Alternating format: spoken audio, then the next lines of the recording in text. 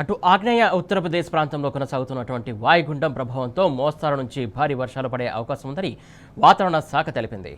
ఉపరితల ఆవర్తనం తూర్పు ఆగ్నేయ దిశలో కదిలి ఈశాన్య బంగాళాఖాతం వరకు ఉంటుందని, దీని ప్రభావం తెలంగాణలోని పలు ప్రాంతాలపై పడుతుందని ఐఎండీ వెల్లడించింది.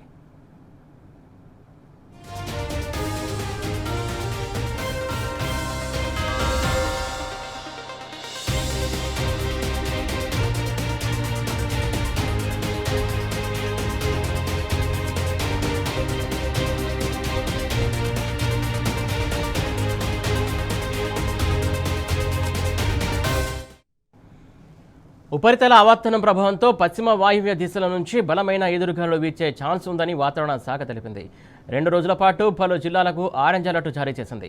తేలికపాటి నుంచి మోస్తారు భారీ వర్షాలు కురిసే అవకాశం ఉందని హెచ్చరించింది.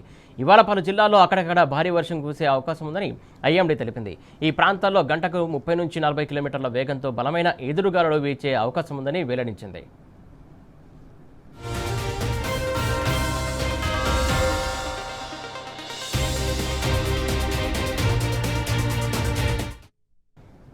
ఉపరితల ఆవర్తనం ప్రభావంతో మోస్తారు నుంచి భారీ వర్షాలు పడే అవకాశం ఉంది.